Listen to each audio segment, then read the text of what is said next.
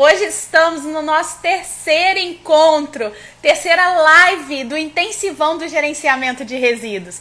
No primeiro dia nós tivemos aí uma pauta muito importante, que é a segurança do trabalho na gestão de resíduos, né? Falando especificamente aí também sobre a NR38, que acabou de sair do forninho e entra em vigência aí em janeiro do ano que vem. Então todo mundo já está preparado para poder colocar a NR em dia aí na tua empresa, né? No segundo dia, nós tivemos o Vinícius aqui, que é o gerente regional de operações da Estre, falando sobre gerenciamento de resíduos, tanto privado quanto público. Então, ontem foi uma grande aula, um grande encontro. E hoje, vamos falar da ponta, né? Para onde vai esse resíduo? Quais tecnologias existem no mercado? Quais são as tendências aí de novas tecnologias? Será que você está a par aí de tudo que o mercado oferece e do que vem pela frente? Então hoje a gente vai ter a grande oportunidade de falar sobre tratamento e valorização de resíduos com o Antônio Januzzi, que é superintendente de meio ambiente, né, e de novas tecnologias da Estre Ambiental. Olha que oportunidade que nós estamos tendo aqui hoje, que privilégio, né? Então, hoje e todos os dias. Seja bem-vindo! Segunda live no Portal Sustentabilidade. Que privilégio, hein? Privilégio é meu, né? Já que, na verdade, a gente já é sócio, então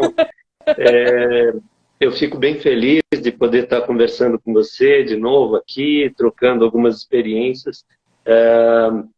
A gente vê que a demanda, né, por conhecimento no segmento ambiental vem crescendo de maneira exponencial aí, né? E a gente tem essa preocupação na sociedade cada vez mais clara, né?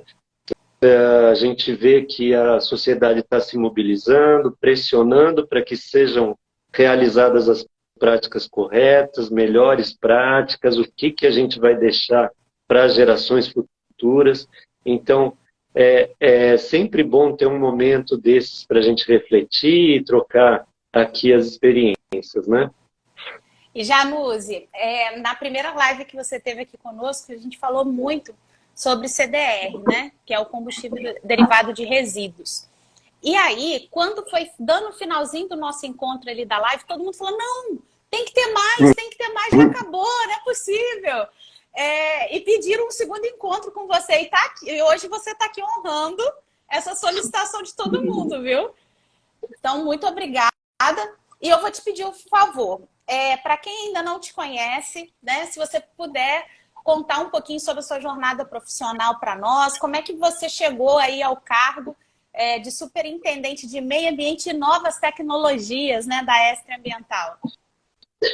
Bom, perfeito. Primeiro, um prazer estar aqui com todos. Eu sou engenheiro sanitarista de formação, né?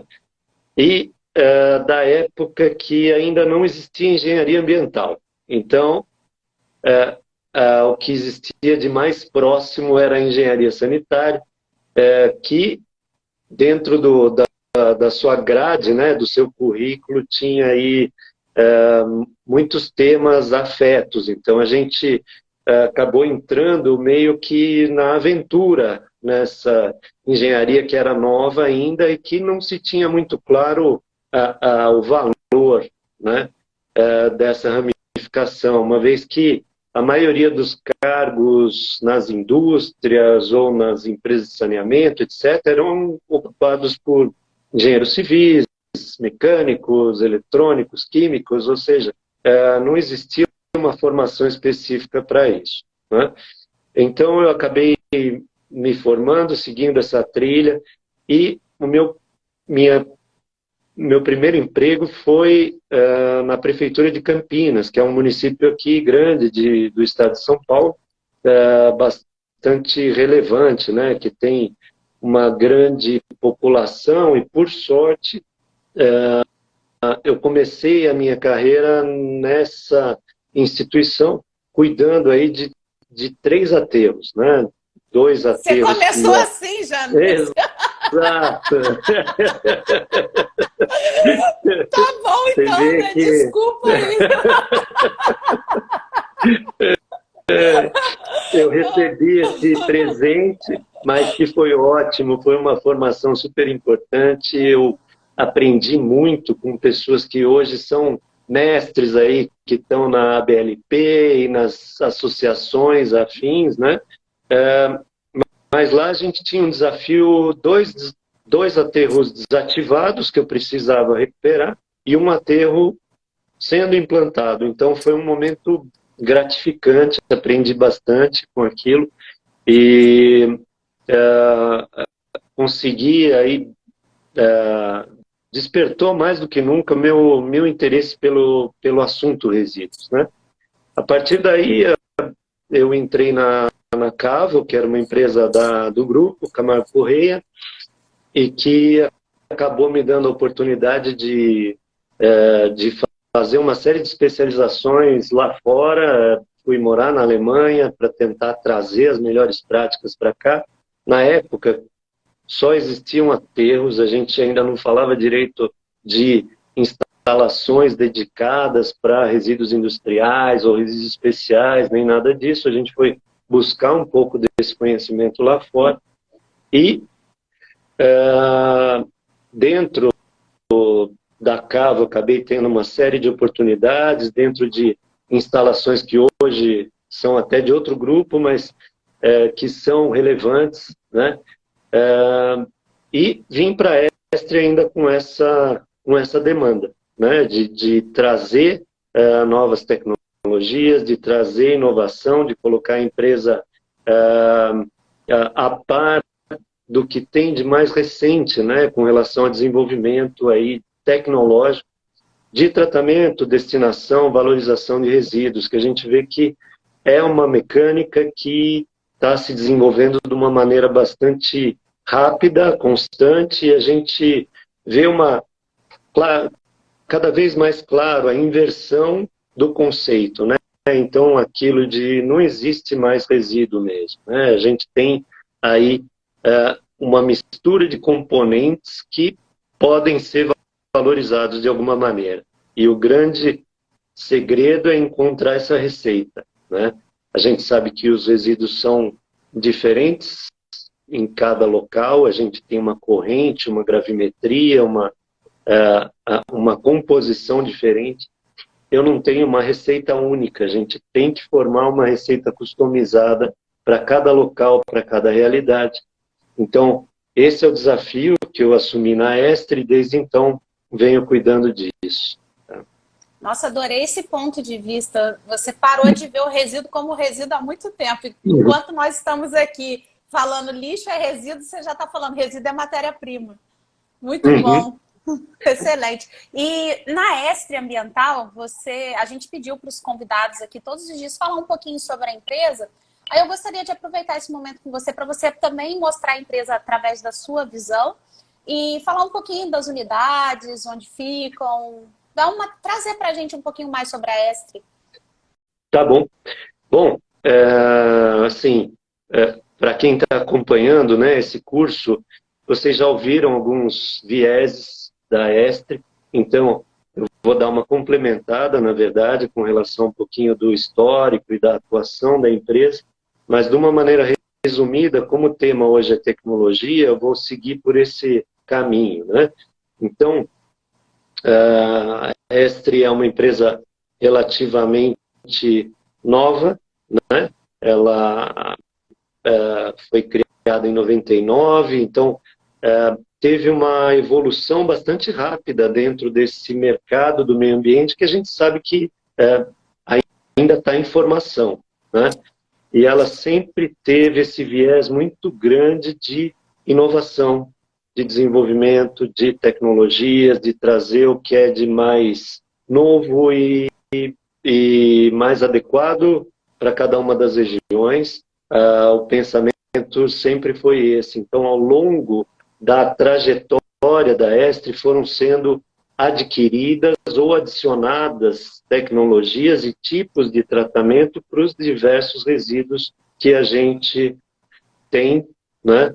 Que a gente sabe que são que demandam tratamentos específicos. Então, coprocessamento, a questão dos CDR, que a gente acabou trazendo para o Brasil, né, esse conceito que a gente vai estar abordando de uma maneira mais profunda aqui, a questão da Murphy, que seria essa instalação de triagem mecanizada, né?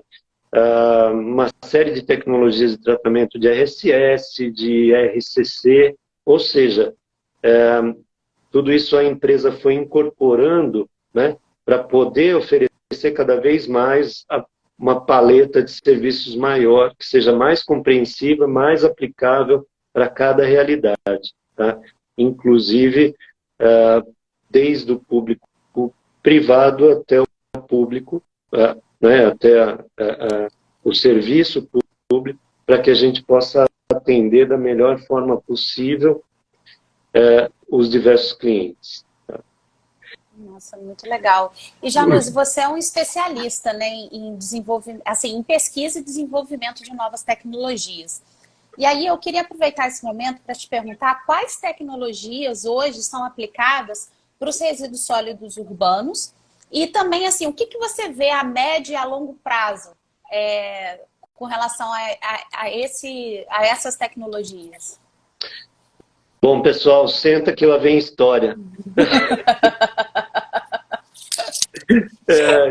Bom, eu fico bem feliz de poder falar sobre isso, né? A gente tem, como você falou, você que está dizendo que eu sou especialista, tá? Fico feliz. Eu tenho uma certa experiência realmente com isso. E o que a gente observa é justamente aquilo que eu abordei inicialmente, que é a valorização dos resíduos. Essa é a grande tendência, né? Essa valorização, que é justamente aquela inversão que a gente comenta e que já foi postulada lá atrás, quando você iniciou a falar de sustentabilidade, de deixar de ter aquele ciclo de começo e final dos materiais, né? Ou seja, ele começa na produção e termina no aterro.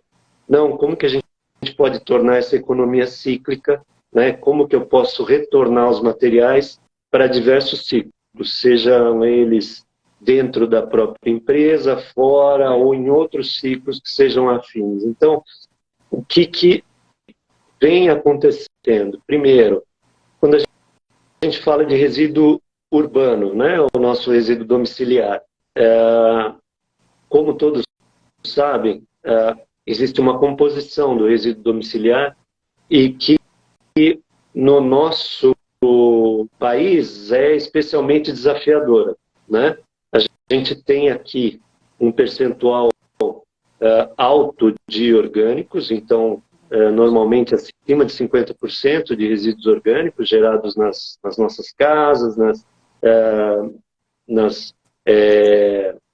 mesmo nas diversas instalações, né, afins. Então, o que acontece? Essa fração orgânica grande, né, traz alguns desafios aqui para o desenvolvimento de soluções. Então, vamos pensar em tudo aquilo que vem sendo estudado, né? Lógico, essa questão da valorização. Primeiro, é interessante para eu conseguir valorizar os materiais que eu faço uma separação. Então, cada vez mais existem metodologias e tecnologias de triagem cada vez mais avançadas, né? Então, uma coisa importante que se diga, nunca vai deixar, sempre a gente precisa da intervenção humana. Então, o ser humano consegue ter uma sensibilidade que sensores e etc. não tem, né? Então, mas a gente pode agregar uma série de elementos hoje que proporcionam a segregação de plásticos por tipo, materiais por tipo, por cor, por composição. Então, hoje eu tenho sensores que leem, né, a composição daqueles plásticos de diversas maneiras, tá, e conseguem segregar os diversos materiais que estão contidos no nosso resíduo, né? É lógico que a gente sabe, a política nacional traz essa demanda e essa necessidade de que a gente venha cada vez mais a implantar a coleta seletiva, que a gente faça uma, uma parte do serviço em casa, né? Porque é a melhor maneira de fazer uma gestão de resíduos. Se eu já recebo o resíduo separado, eu consigo trazer um valor maior para os subprodutos, né?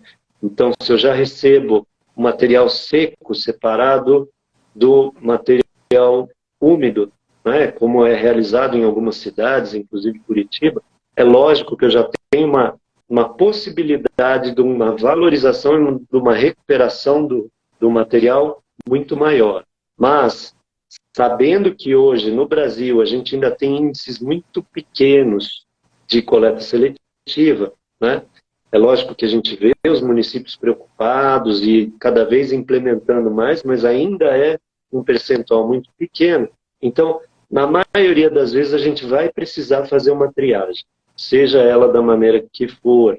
Então, para isso, eu tenho trômeos, que são peneiras rotativas, que separam os elementos de acordo com a sua granulometria. Eu tenho balísticos, que separam os materiais por volume, então aqueles que são 3D, 2D e que são finos, né? Eu tenho o wind shifter que separa por peso, eu tenho sensores óticos que separam por composição, então eu tenho maneiras de fazer grandes segregações dentro do resíduo misturado. É o ideal? Não, o ideal seria receber separado. Como a gente está lidando com o resíduo urbano como é hoje, né? A gente normalmente tem que passar por processos até para... É praticamente um dever nosso, né? Tá fazendo essa segregação para recuperar materiais que têm valor dentro da cadeia, né? Quem trabalha com materiais recicláveis sabe que tudo isso tem valor. Quando a gente separa PAD, PET, etc., a gente tem... cada um desses materiais pode ser reinserido em novos ciclos, e a gente tem essa obrigação, né? Não só falando no aspecto comercial, mas pensando aí nas gerações futuras, o que a gente vai deixar, né? Então, se eu tiver que continuar fabricando plástico a partir de resina virgem, aonde isso vai parar? Vocês todos estão acompanhando o assunto do microplástico, etc.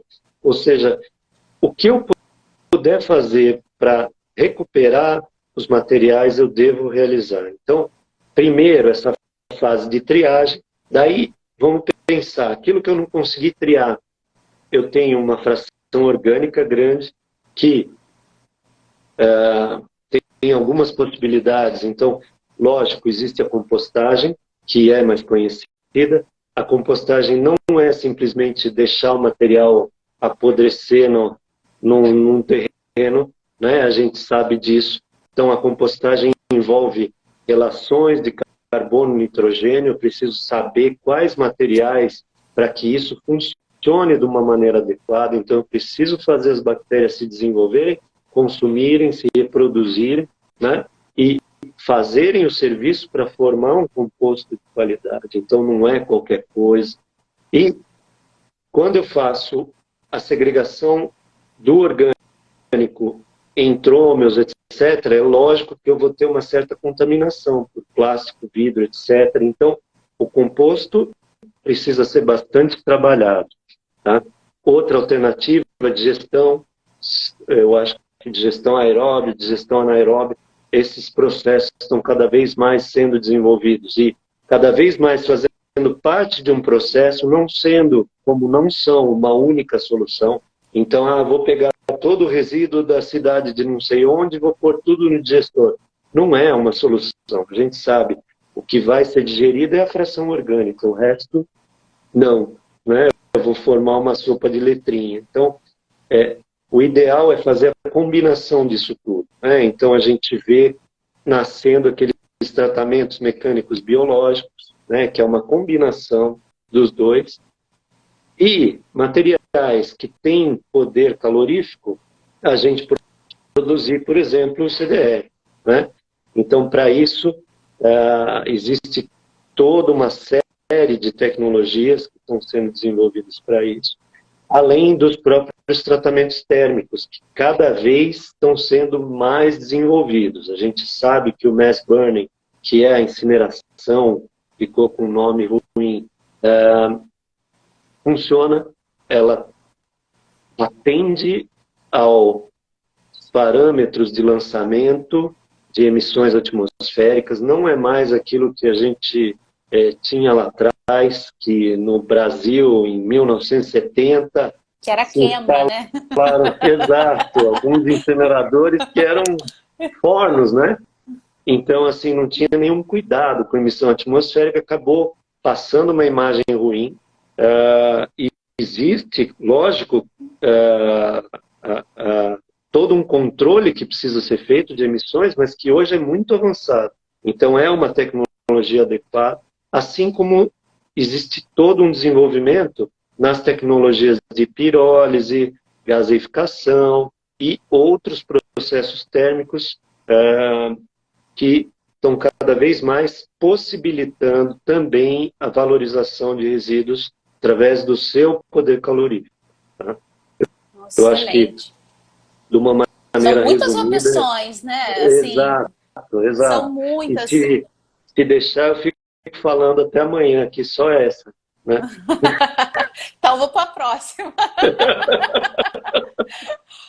Assim, a AES é uma das maiores empresas aí de soluções ambientais, né, do Brasil. E aí, eu queria saber de você, quais tecnologias vocês disponibilizam hoje no mercado, especificamente para resíduo de serviço de saúde? Ok. Bom, primeiro eu vou falar um pouquinho o resíduo de serviço de saúde. Eu acho que não sei se foi abordado, provavelmente foi abordado um pouquinho pelo Vini ontem, né?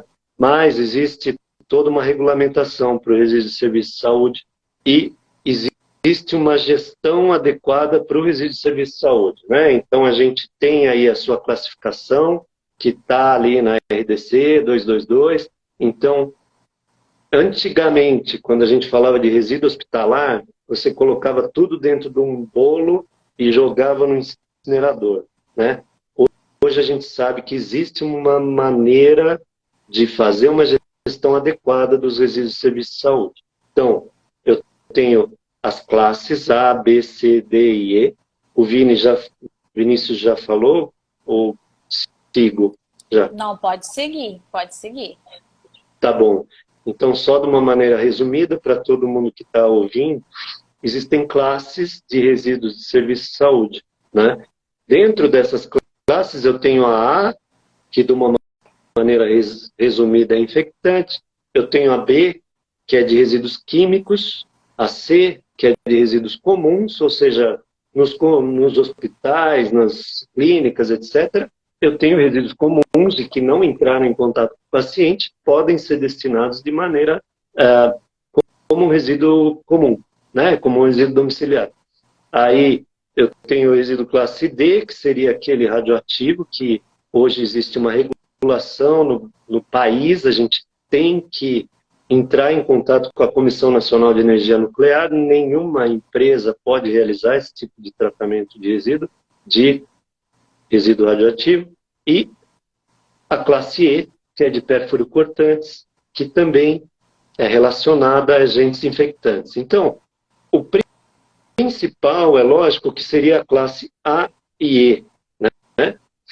Classe A e E precisam de desinfecção em função do potencial de carregar elementos patógenos. Então, para isso, eu preciso passar por processos térmicos. Então, a Aestre, ela tem duas das tecnologias que eu entendo como das melhores aplicadas. Uma delas é o micro-ondas. O micro-ondas, acho que todo mundo está acostumado em função do que tem em casa.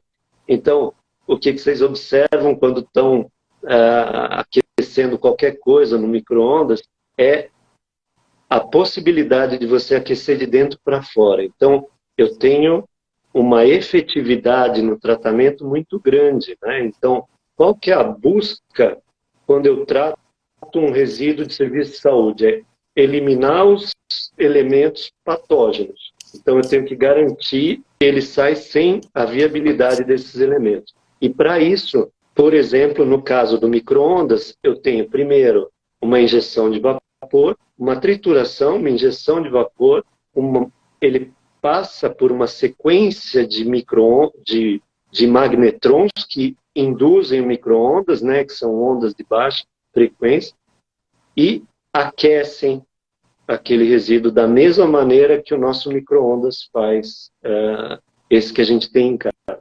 E aí eu vou fazer, ou vou promover a desinfecção, né, do resíduo. Uma coisa, o que tem que ser atingido é a desinfecção do RSS, né? Então, depois disso, ele pode ser encaminhado como um resíduo domiciliar comum para um aterro sanitário ou para, como estão perguntando aqui, eu já estou até lendo aqui e vou aproveitando, tá, Jaque? Fica à vontade. Tem um pessoal perguntando aqui, por exemplo, na Europa já estão coprocessando resíduos infectantes após tratamento em autoclave, né? O que acontece? Tanto na saída da autoclave quanto do micro-ondas, realmente o resíduo que se encontra é de um poder calorífico muito alto e ele não tem patógenos, tá? Ocorre que aqui no Brasil a gente tem algumas legislações que ainda impedem esse coprocessamento, tá? Mas o que eu posso dizer é que isso está sendo discutido com os órgãos ambientais justamente para que eles para que cheguem a esse entendimento que realmente eu não tenho risco, né? É lógico que o órgão ambiental está na posição dele de me falar, bom, mas aí todo mundo que diz que passou por uma autoclave vai querer queimar isso no coprocessamento. Qual que é a garantia de que isso foi pré-tratado? Tudo isso tem que ter uma sequência, né? Tem que ter uma rastreabilidade para que eu tenha segurança daquilo que está sendo realizado, tá? Mas é um caminho, sim, que eu enxergo bastante viável. Aí, quando a gente fala de autoclave, a autoclave é basicamente a união de dois fatores, que seria, eu coloco o resíduo num ambiente sob pressão e injeção de vapor durante um ciclo, que normalmente é em torno de 1 hora. Então, o resíduo após esse ciclo também sai desinfetado, tá? Eu estou falando de uma maneira resumida, assim, mas basicamente o que eu vou ter é a atuação da pressão e o vapor em alta temperatura, que vão promover essa desinfecção, ou seja, eliminar esses patógenos, desativar, né, esses patógenos contidos ali na massa. Os dois produzem resíduos que, como eu comentei, estão desinfectados, então eles podem ser destinados em aterro ou, futuramente, ter uma valorização energética, né? Uma vez que eles são compostos basicamente de têxteis, de plásticos, que são elementos que têm poder calorífico. Lógico que a gente tem que analisar todas as correntes, tá? Janus, isso é uma pergunta muito boa, né? Porque eu tenho aqui a formação de gestores de resíduos e uma vez uma aluna me perguntou exatamente isso. Jaque, uma vez que eu desinfectei, né, já não tem mais o risco patogênico, por que eu não posso coprocessar e fazer uma valorização energética desse resíduo? Eu falei, você pode. O problema é que hoje a gente fica com uma inviabilidade financeira, porque comparado hoje a tecnologia de autoclavagem para aterro, para você autoclavar e coprocessar, fica um custo muito alto, né? Você acha que a gente melhora isso ainda? A gente chega... Sim, o que eu vejo assim, as cimenteiras, que são os clientes finais, eles têm interesse, tá? É lógico que quando a gente está falando de RSS, os volumes são muito menores, né, do que os resíduos que eles normalmente recebem. Mas como tem um poder calorífico interessante, eles têm interesse e estão realizando estudos para tentar viabilizar isso, tá? Então é algo que eu enxergo também, um caminho, tá? A gente sabe que a indústria do coprocessamento, ela começou de uma maneira muito, lógico, eles tiveram que fazer uma série de investimentos, etc., as indústrias de cimento, Então, no começo elas cobravam, hoje quem está nesse mercado sabe que aos poucos as cimenteiras podem até pagar pelos resíduos, né? No meu caso do pneu, etc. Então, essa balança vem se invertendo e então todo o resíduo que tenha poder calorífico está sob a ótica dele. Eu acho que é um caminho, sim. Poxa, excelente. E eu vi aqui, já no início da explicação, quando você começou a falar de classificação, surgiram muitas dúvidas. Aí, só para reforçar para o pessoal que a classificação você pode consultar a RDC 222 e lá vocês vão encontrar essa informação que o Januzzi trouxe. Então, você tem do grupo A ao E, sendo que o A ele é dividido em A1 e A5, tá? E aí você tem várias características desses resíduos. E só corrigindo ali, Januzzi, que realmente o C é radioativo e o D, ele é lixo comum. Ele é resíduo comum, né? Ai, perdão. Só que o pessoal ficou com essa dúvida, eu vi o pessoal comentando aqui, mas é basicamente isso. Mas é porque também na hora de explicar aqui, imagina, você lida com RCC, que é resíduo de construção civil, que é outra classificação. Aí você lida com classificação de resíduos públicos, que é outra denominação. Aí você, a gente que trabalha com resíduo, gente, vocês não se, na hora que tem que saber para valer, a gente não vai errar não, mas assim, falando vai, gente. Não tem como. É isso mesmo. Desculpa a mancada aqui, eu tô ficando velhinho. Só pro pessoal. Perdão. Só para o pessoal ficar tranquilo aí. E assim, o que eu faço? Eu trabalho 15 anos com isso. Toda vez eu vou e consulto a legislação para não ter errado, entendeu? Então, assim, pega aí a RDC 222 da Anvisa, que vocês vão conseguir até ter muita informação lá. É bem legal, vale a pena ler, tá? Exato. Eu tive aí em novembro, né, em Curitiba. Infelizmente, eu não tive a oportunidade de encontrar com você pessoalmente, porque você é muito chique, você estava participando de um congresso, não sei o quê, e tal, e aí você não estava presente, né? Então, mas eu fiquei admirada, muito admirada, na verdade, com a parte de valorização energética e com aquela estação de chorume que vocês têm na unidade do aterro sanitário. Eu fiquei assim... Eu trabalho há 15 anos nesse mercado e eu nunca tinha visitado uma estação de tratamento de chorume. Eu já vi de despejos industriais, de esgoto, de água. Agora, de chorume, foi a primeira vez. E eu vi o vertedouro lá na etapa final, aquela água clarinha saindo. Enfim, aquela geração toda de energia. Eu fiquei realmente impressionada. E aí você pode, assim, eu queria aproveitar esse momento, se você pode compartilhar conosco, é claro, como que foi esse processo de implementação na unidade, né? E como que funcionam essas tecnologias? Perfeito. Assim, eu acho que uma questão importante que muitas vezes a gente não entra no detalhe quando trata de um aterro é justamente a questão dos subprodutos aí, né? Ou seja, a decomposição dos materiais da fração orgânica, ela tem alguns elementos resultantes. Um deles é o biogás e o outro é o chorume. Então vamos falar de cada um deles, né? Na Estre, o que a gente faz? Primeiro, biogás. Biogás tem muita confusão, assim, quando a gente ouve esse tema, né? Principalmente quando é abordado na televisão, etc. Quando fala de biogás, o pessoal pensa em metano, né? O biogás, ele tem metano, mas ele não é metano, né? Eu acho que isso tem que ficar claro. Na verdade, o biogás é uma composição de gases e que, no Brasil, quando o aterro é bem operado, tem aí a sua composição em torno de 56%, mais ou menos, de metano, né?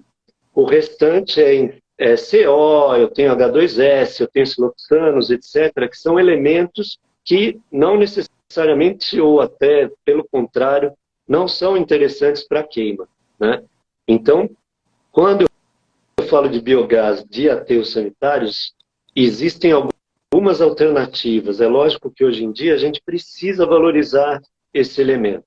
Então, que a gente tem hoje é, basicamente, eu tenho que fazer uma extração forçada, tá, desse biogás através de, digamos, exaustores, ou seja, eu puxo aquele biogás além da vazão normal que ele teria dentro da massa de resíduos, puxo para fora, de maneira que eu possa fazer um pré-tratamento. O que eu preciso fazer de pré-tratamento? Primeiro, tirar a umidade, né? O biogás, por incrível que pareça, ele vem com muita umidade, ele está em contato com o chorume, então ele traz gotas para fora, tá? Eu tenho que fazer um arrefecimento de temperatura, ou seja, baixar.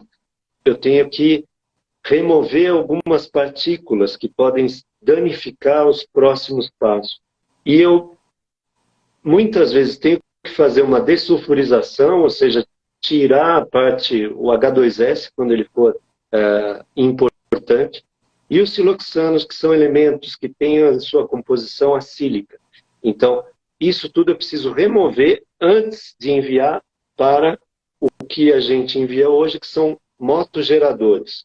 Os motogeradores geram energia, então eu alimento eles com um gás e ele, como no motor ciclo Otto, ele gira e produz energia, tá? Essa energia eu passo por transformadores e coloco na rede da concessionária local.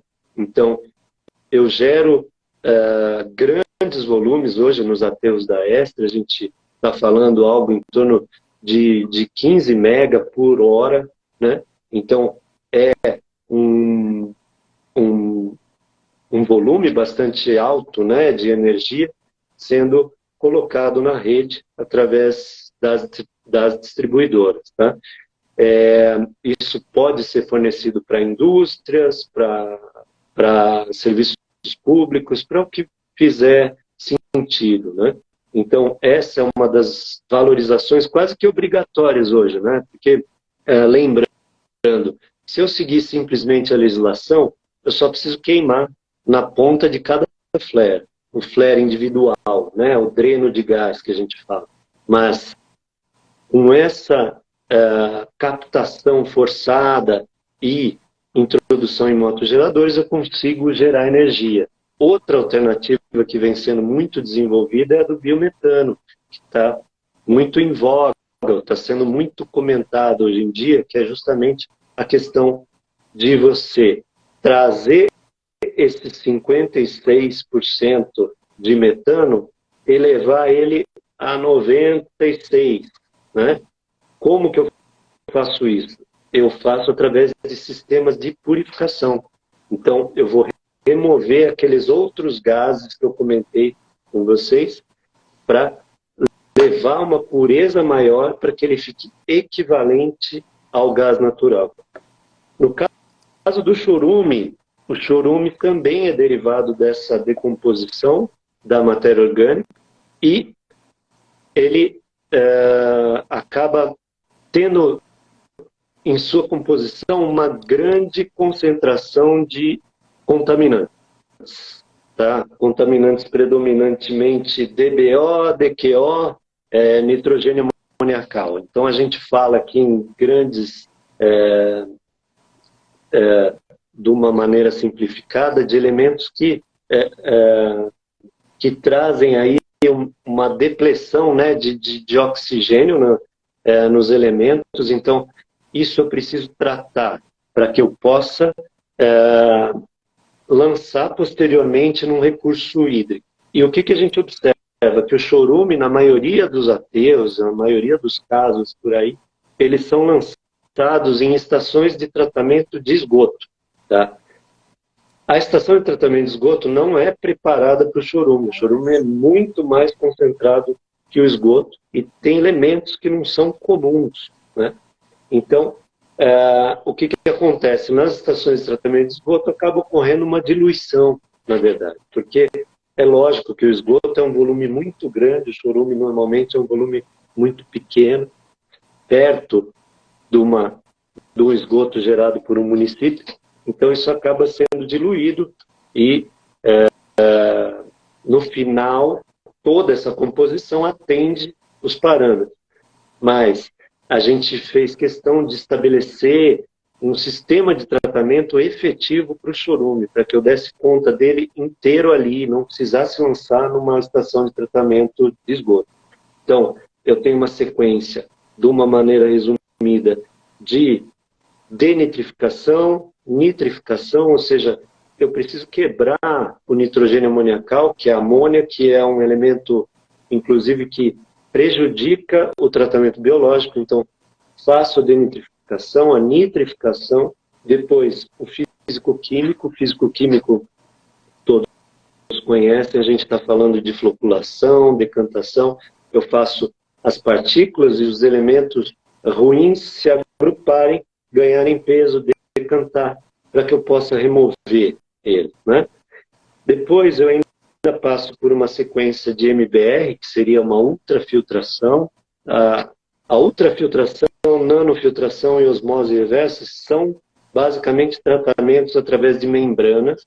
Então, você vai ter que forçar o líquido através de uma membrana que tem furos ou orifícios tão pequenos que o líquido normalmente não passa por ela. Então, você tem que aplicar pressão para que ele passe, para vocês terem uma ideia da dimensão. E com isso eu posso remover, inclusive, bactérias e outros elementos que são microscópicos. Tá?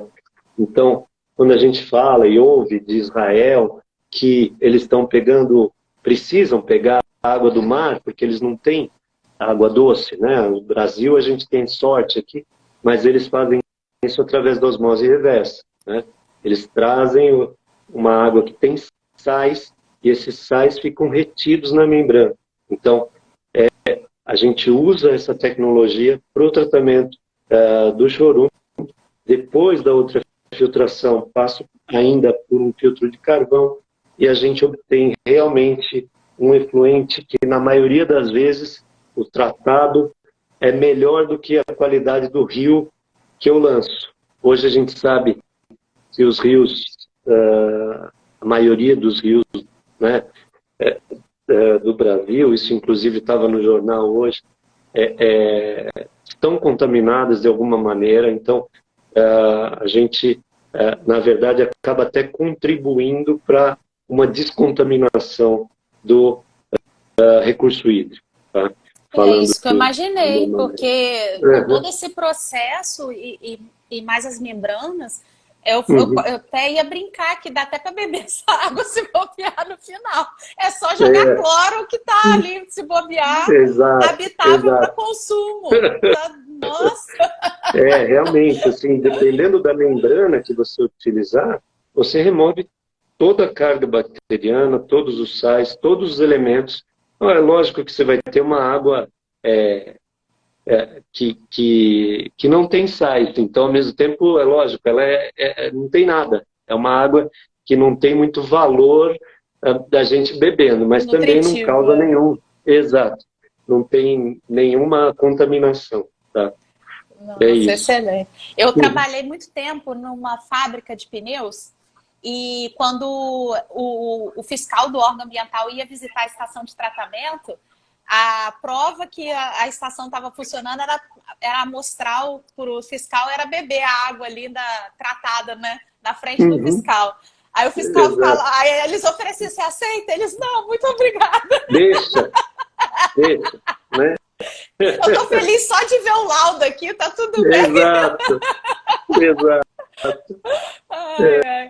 Ô, Janus, a parte de energia que você contou muito bem, eu acho que assim, nem todo mundo tem noção do que esse dado que você trouxe representa em termos de geração de energia no final. Você tem como falar só assim uma complementação? Ele abastece uma cidade de quantos moradores? Você tem algum dado assim?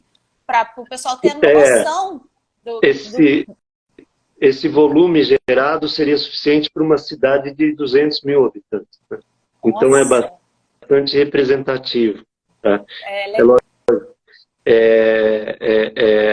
E tudo isso a partir de um recurso que antes era queimado, né? E jogado, ou seja, desperdiçado. Então, é mais uma maneira de valorizar um elemento que antes era considerado mais um resíduo, né? Ou seja, era algo que eu tinha que queimar, jogar para longe, sumir com aquilo. Agora, isso tem um valor, é um combustível, efetivamente. Tá? Nossa, É muito essa legal. mudança de conceito. É legal a gente mostrar isso. Imagina, 200 mil habitantes, nossa, é impressionante, Exato. realmente. Isso que é valorização de energia, né? Isso. Muito bom. E assim, infelizmente, nessa ida lá em novembro, né, para a gente fazer a gravação do documentário, eu não deu tempo, né? Eu não tive a oportunidade de conhecer ali a unidade de tratamento de solos contaminados com hidrocarboneto. Então, você pode explicar um pouquinho dessa tecnologia, como que ela é aplicada, e como funciona essa unidade de vocês? Uhum. O problema aqui dessas lives é que elas têm um tempo, né? Isso é terrível. Não tem tempo. Se você estiver disponível, a gente vai. Não vai cair, pode ficar tranquilo. Se cair, a gente volta. Mas, assim, uma coisa que a gente vem observando, né? Isso, quando a gente fala de grandes cidades, de uma maneira geral, vou dar um exemplo de São Paulo aqui. São Paulo, a gente não encontra nenhum terreno mais para construir qualquer prédio que não tenha contaminação, né? Isso está se tornando cada vez mais comum nas cidades grandes e é algo que a gente tem que observar, né? E na maioria das vezes essa contaminação é por hidrocarboneto, ou seja, por derivados, né, de petróleo, que tem uma cadeia longa, né? Quando a gente fala de postos de gasolina ou de estações de abastecimento, antigamente a maioria desses tanques e elementos eram enterrados, então esses tanques iam degradando e ao longo do tempo furavam de alguma maneira, se rompiam e isso ia para o solo. Então a gente tem muita contaminação de solo por hidrocarboneto, de uma maneira geral em terrenos espalhados por onde vocês imaginarem e, é lógico, nas grandes produtoras de combustível, né? Então, para isso, existem uma série de tipos de tratamento, que são tratamentos in loco, que você pode tratar no local, fazendo injeção de alguns elementos, verificando qual contaminante e, eventualmente, injetando ou extraindo, né, de acordo com a composição química. Ou você pode fazer um tratamento ex situ, que a gente chama, que é fora do local, e é você pegar aquele solo, escavar até o ponto em que foi determinado através da sondagem a pluma de contaminantes, então você remove aquele solo, leva para outro local, e um dos tratamentos é esse que a gente promove, que é a biorremediação. Como que é isso, né? Basicamente, a biorremediação, como o próprio nome fala, é através de sistema biológico. Então, o que eu tenho que realizar existem determinadas faunas microbiotas, né? Ou seja, bactérias e outros elementos que são afeitos ao consumo desses hidrocarbonetos. Então, elas têm essa vocação e consomem esses hidrocarbonetos em determinadas porções. Então, aquelas cadeias que são longas, como a gente estudou na química, são quebradas através desses micro-organismos. Então, basicamente, o que a gente realiza é, primeiro, um estudo da microbiota inclusa no próprio solo e a verificação se eu necessito introduzir uma microfauna diversa ou potencializar essa que já está lá dentro para que ela se reproduza e também, de uma maneira adequada, quebre essas moléculas, fazendo com que o solo, após esse tratamento, possa ser reutilizado de uma maneira segura. ou seja, eu vou descontaminar aquele solo através da atuação de uma microbiota, de bactérias, de elementos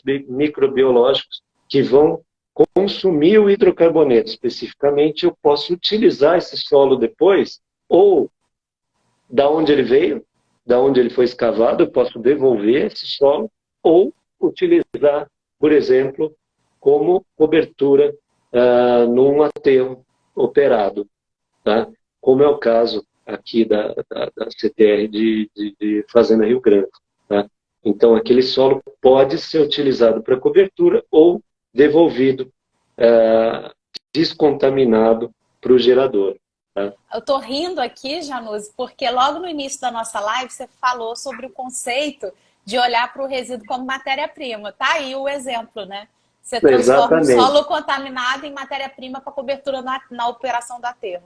Exatamente, exatamente. É buscar novos usos para elementos que antes eram descartados, né? Ou que não tinham valor. A gente, analisando por todas as óticas, sempre vai ter algum valor.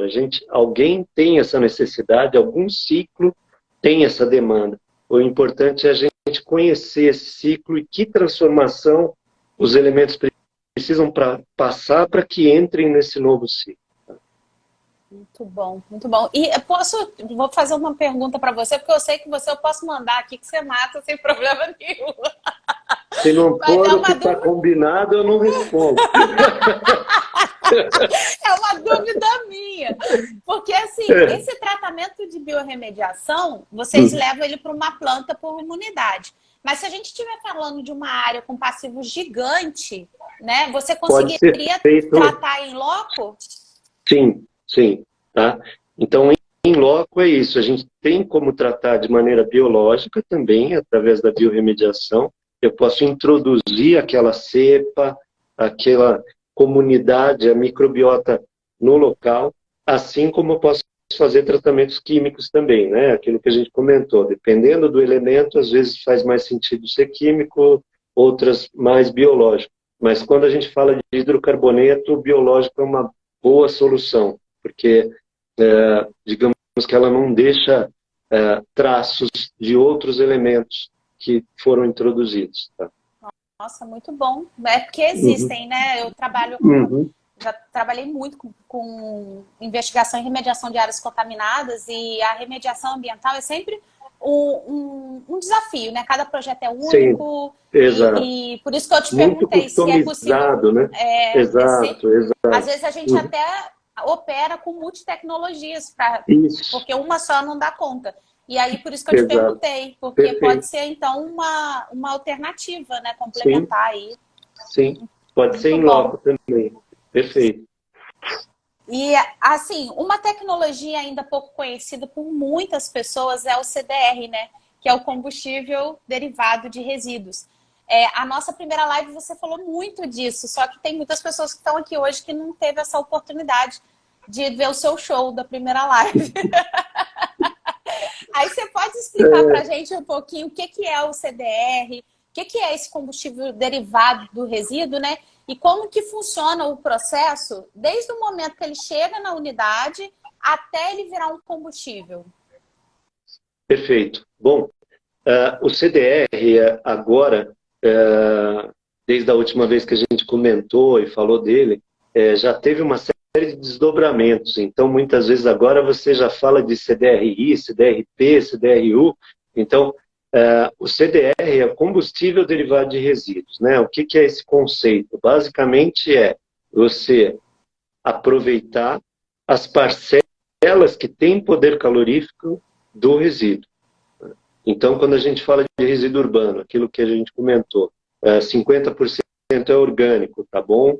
Mas eu tenho um grande percentual de elementos que têm um poder calorífico. Inclusive, tá, aí eu vou falar, a própria fração orgânica se ela estiver seca. Então, é isso. A gente precisa fazer um grande estudo da sua composição de resíduos e,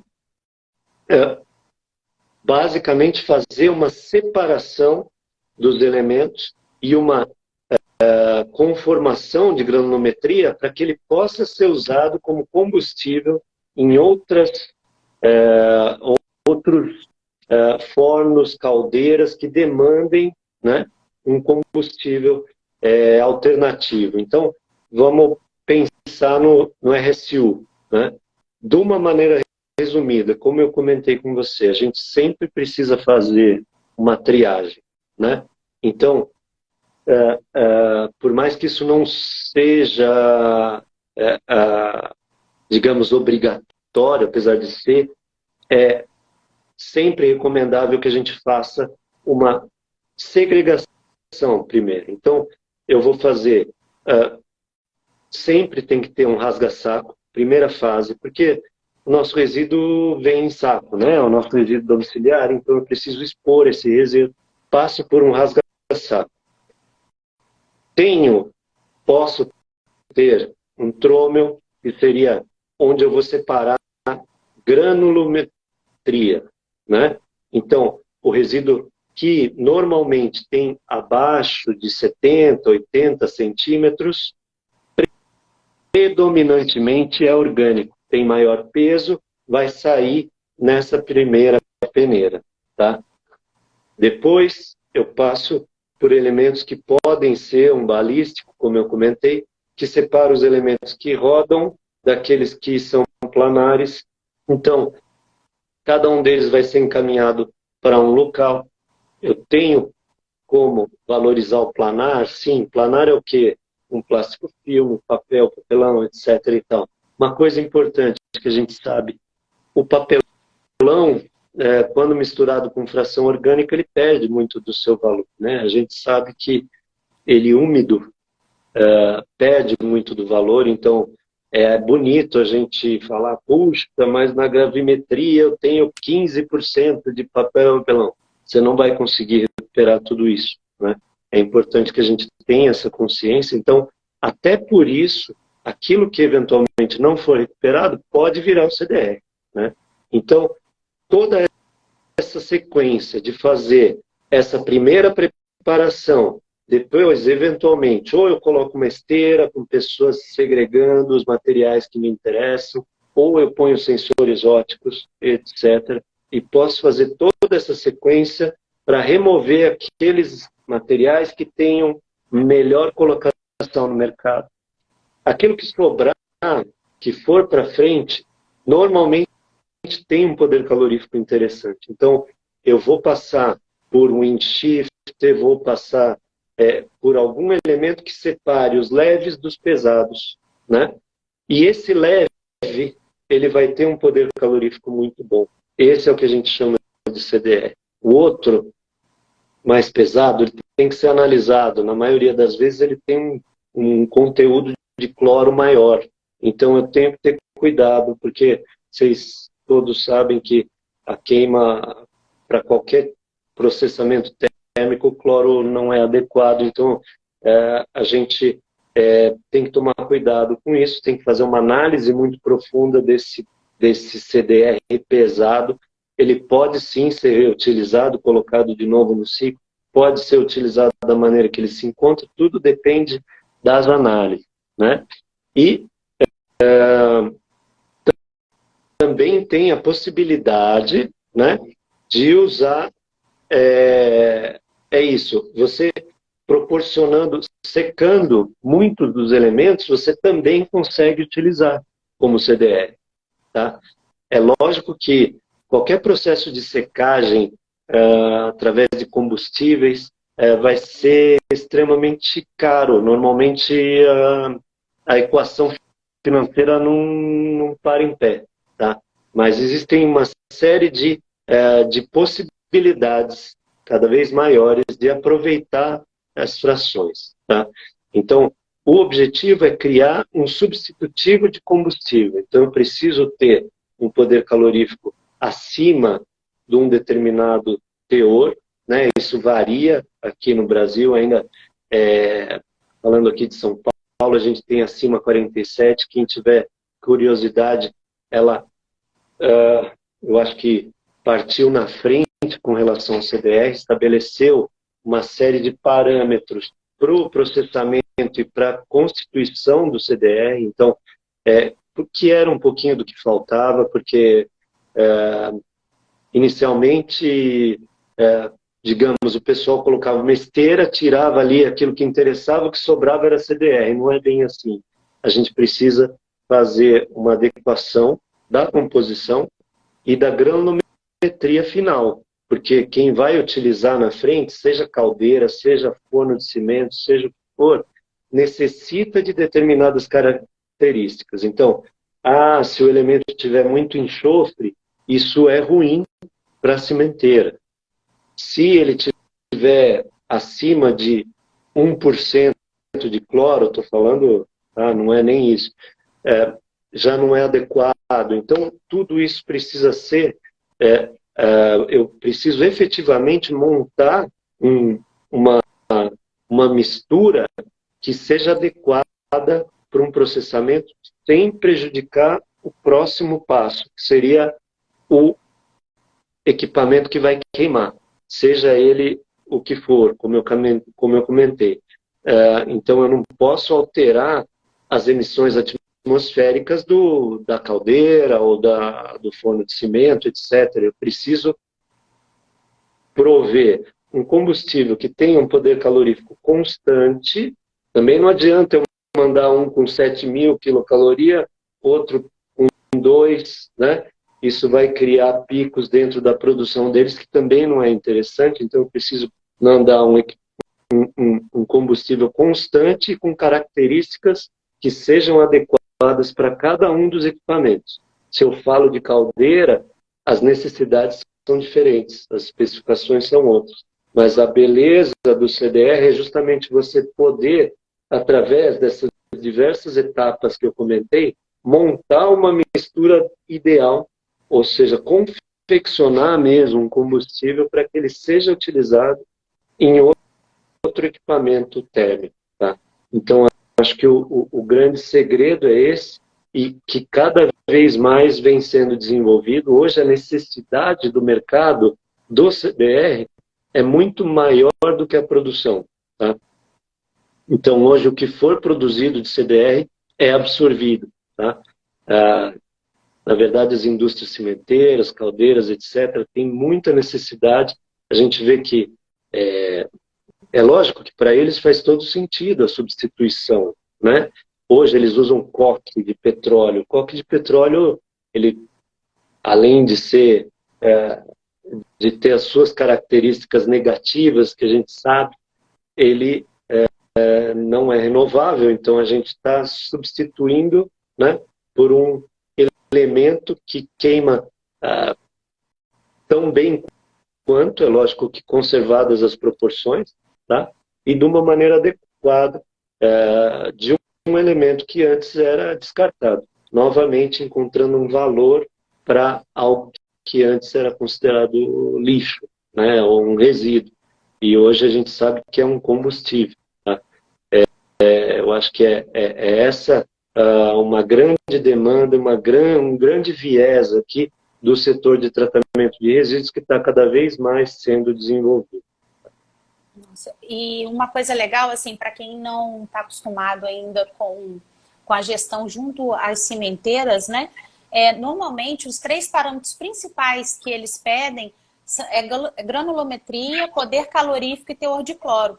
Então, isso tudo que o Januzzi está contextualizando e trazendo para nós é com um objetivo único no final, igual ele falou realmente. Então, esse controle desses parâmetros são fundamentais para o processo deles mesmo, né, Januzzi? E uma Exato. coisa que você falou, enquanto você estava dando a explicação,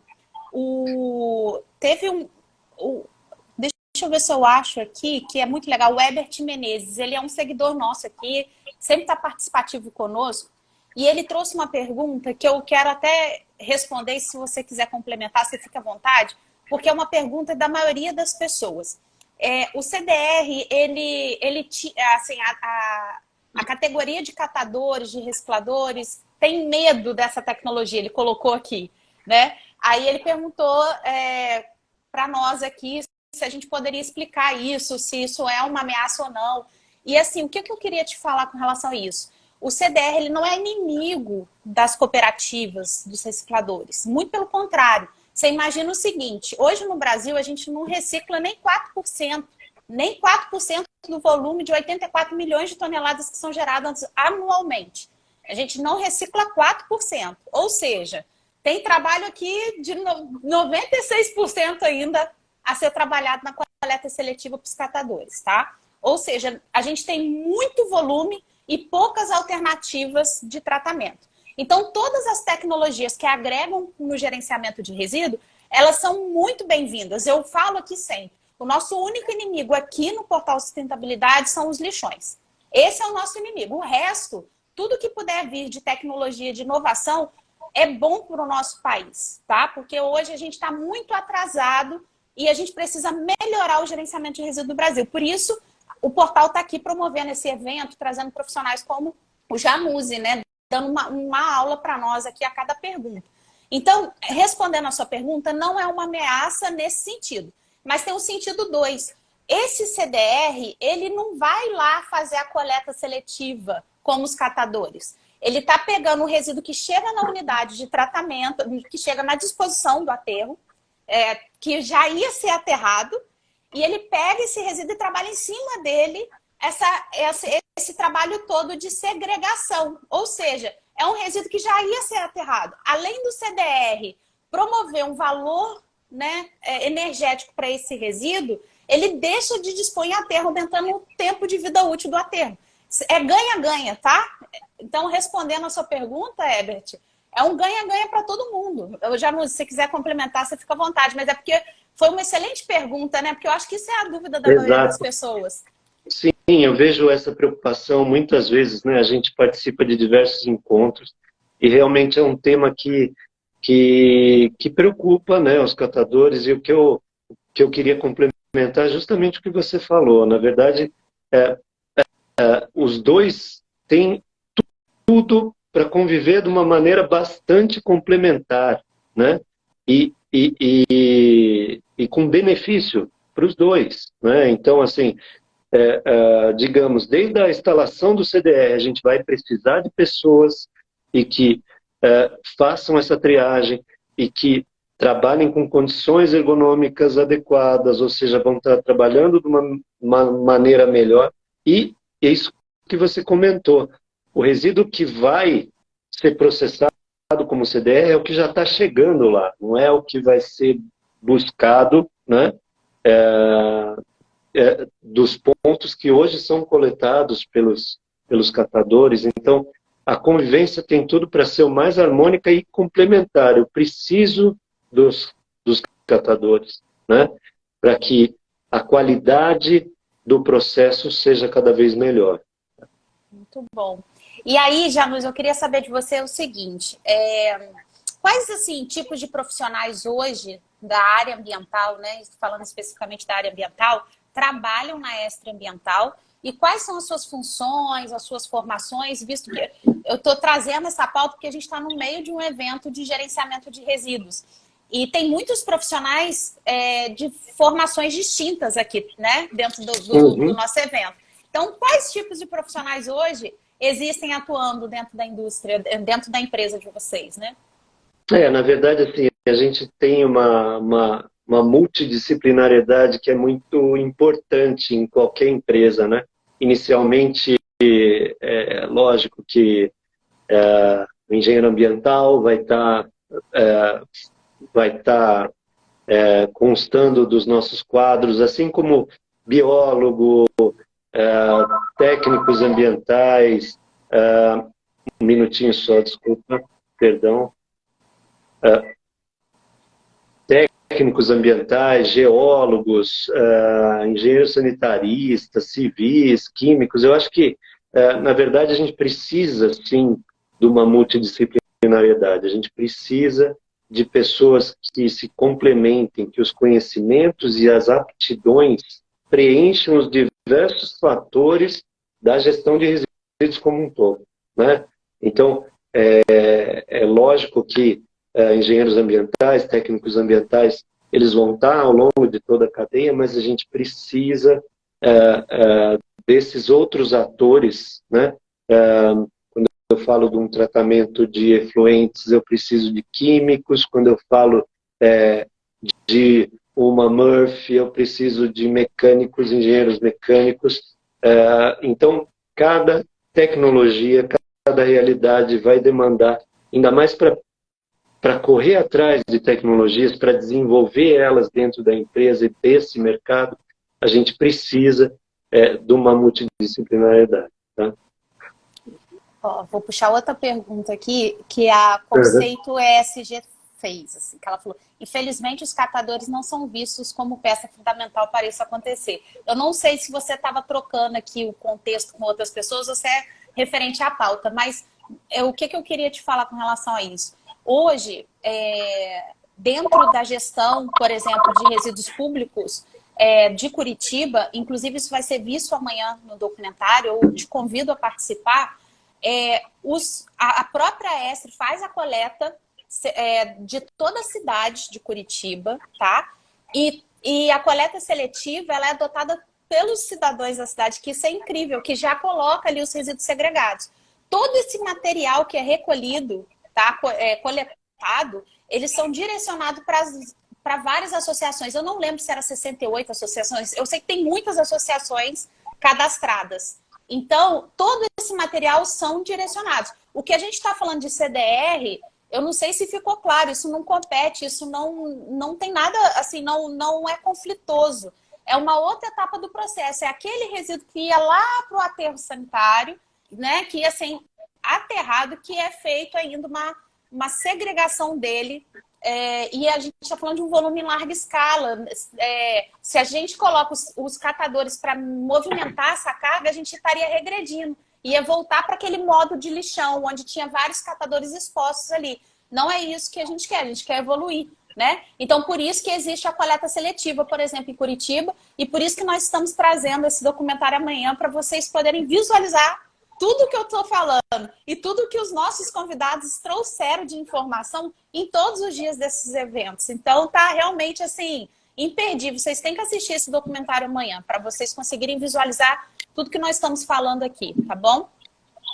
E, Jamuse, eu gosto muito de pedir para os convidados, ainda mais você com essa experiência vasta, né, em novas tecnologias, o que você pode deixar assim de mensagem para esses profissionais que estão tentando entrar no mercado ou que já estão no mercado e estão buscando crescimento na carreira ambiental, que querem se aperfeiçoar?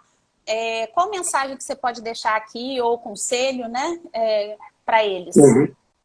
Não, perfeito. Sim, pessoal, primeiro, eu acho que a área ambiental é uma área que vale a pena investir a nível de carreira, né? O que a gente vê é que em pouco tempo eu vou ter muito mais demanda de profissionais ambientais,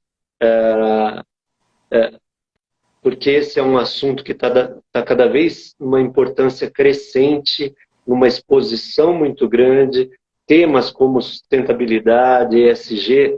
O ESG vocês veem que está em todo o diálogo. Quando a gente fala agora das empresas, quase todas estão interessadas em ter uma área de ESG, em se preocupar com indicadores, em se qualificar, até porque isso está sendo cobrado pelos investidores, ou seja, existe efetivamente uma seleção das empresas que têm uma melhor prática, então todas estão buscando se qualificar cada vez mais. Então aquelas empresas que antigamente não tinham tanto essa preocupação, estão formando equipes.